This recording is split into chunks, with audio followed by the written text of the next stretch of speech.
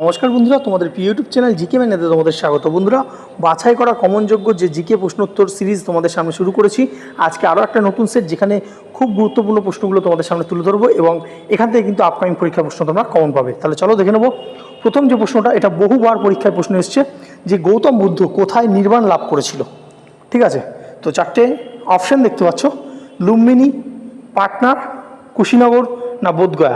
উত্তর কী হবে? উত্তর হয়ে যাবে অপশান ডি, অর্থাৎ বোধগয়া। দেখো, গৌতম বুদ্ধ কোথায় নির্বাণ লাভ করেছিল, অর্থাৎ এনলাইট হয়েছিল। ঠিক আছে, তো এটা হচ্ছে বোধগয়া। এটা বর্তমানে কোথায় আছে? বর্তমানে রয়েছে বিহারে। মাথায় রাখবে, কোথায় আছে? বিহারে। ঠিক আছে, আচ্ছা, গৌতম বুদ্ধ কোথায় জন্মগ্রহণ করেছিল? সেটা হচ্ছে লুম্বিনীতে জন্মগ্রহণ করেছে। এটা রয়েছে কোথায়? নেপালে। ঠিক আছে, আচ্ছা, আর গৌতম বুদ্ধ যে মারা গিয়েছিল কোথায়? কুশীনগর। এটা কোথায় আছে? এটা আছে উত্তরপ্রদেশে বা ইউপিতে। ঠিক আছে, নেক্সট আমরা দেখে নেবো যে ইবন বতুতা কার সময় ভারতে এসেছিলেন? মোহাম্মদ বিন তুগলক, গিয়াসুদ্দিন তুগলক, জাহাঙ্গীর না শাহজাহান। উত্তর কী হবে? উত্তর হবে অপশন এ, মোহাম্মদ বিন তুগলকের সময় ইবন বতুতা কিন্তু যে ভারতে এসেছিলেন। এবং এখান থেকে একটা প্রশ্ন আসে যে তিনি কোথা থেকে এসেছিলেন, সেটা হচ্ছে তিনি মরক্কো থেকে এসেছিলেন। মরক্কো, ঠিক আছে, তো তিনি মরক্কো থেকে এসেছিলেন। আচ্ছা, আর একটা গুরুত্বপূর্ণ প্রশ্ন দেয় যে তার একটা বিখ্যাত গ্রন্থ আছে, কি নাম? সেটা হচ্ছে কিতাবুল রাহেলা। ঠিক আছে, কি নাম বললাম? কিতাব উল রাহেলা। আচ্ছা, নেক্সট আমরা দেখে নেব যে গৌতম বুদ্ধ কত সালে জন্মগ্রহণ করেছিল।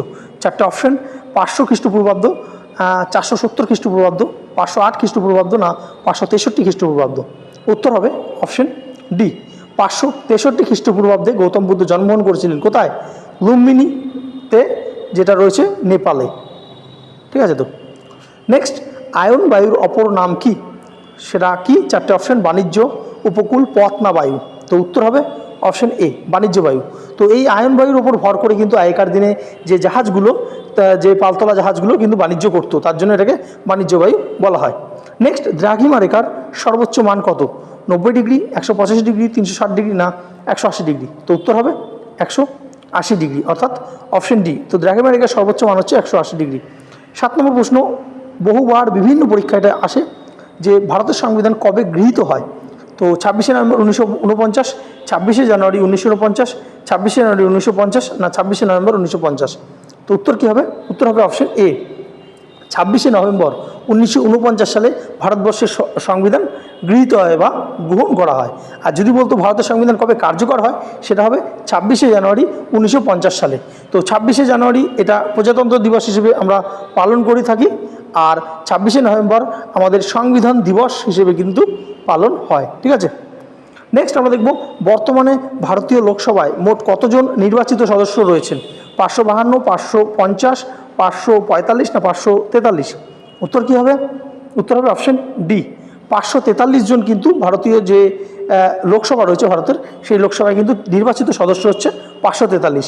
আর দুজন অ্যাংলো ইন্ডিয়ান ছিল, কিন্তু 2020 সালে সংবিধান সংশোধনের মাধ্যমে এই অ্যাংলো ইন্ডিয়ান এখন কিন্তু আর মনোনীত করা হয় না। ঠিক আছে, তো মাথায় রাখবে।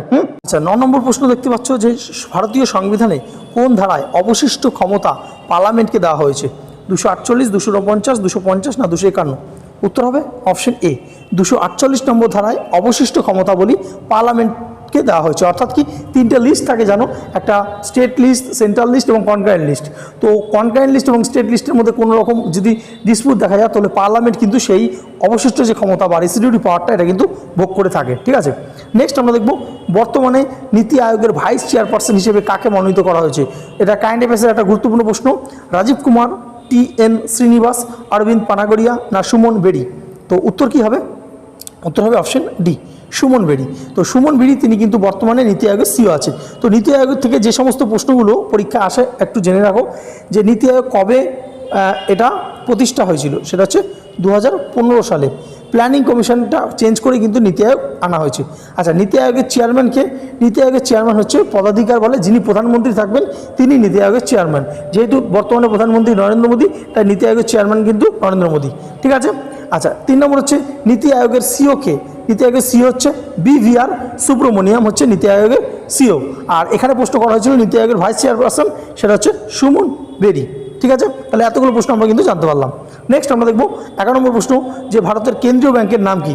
Central bank of India, state bank of India, reserve bank of India, না ইন্ডিয়ান ওভারসিজ ব্যাংক? তো উত্তর কি হবে? উত্তর হবে option C, reserve bank of India, যেটাকে আমরা আরবিআই বলি, যার হেডকোয়ার্টার রয়েছে কোথায়?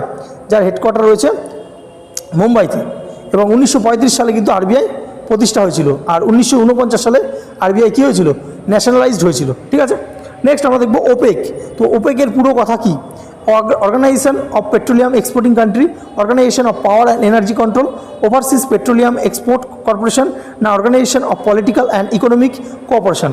উত্তর হবে option A, organisation of petroleum exporting country. দেখো যে সমস্ত যে দেশগুলো পেট্রোল উৎপাদন করে, অর্থাৎ যে আমাদের যে তেল রয়েছে, তেল রয়েছে, সেই পেট্রোল উৎপাদন কান্ট্রিগুলোকে নিয়ে এই ওপেকটা তৈরি হয়েছে। এবং এর হেডকোয়ার্টার জানতে চাওয়া হয়, অনেক সময় জেনে রাখো, সেটা হচ্ছে ভিয়েনা, অস্ট্রিয়ার রাজধানী ভিয়েনা হচ্ছে এর হেডকোয়ার্টার। নেক্সট আমরা দেখব বিশ্ব পরিবেশ দিবস কবে পালন করা হয়? এটা বহু পরীক্ষায়, স্টেট গভর্নমেন্টের পরীক্ষায়, পিএসসি থেকে শুরু করে ওয়েস্টবেঙ্গল পুলিশ, কলকাতা পুলিশ, বারবার করে এই প্রশ্নগুলো আসে, এই প্রশ্নটা আসে যে বিশ্ব পরিবেশ দিবস কবে পালন করা হয়? 5 জুন, 9 জুন, 11 জুন, না 13 June?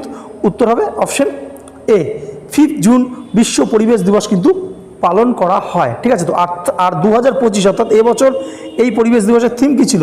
Bit the plastic pollution. কী ছিল?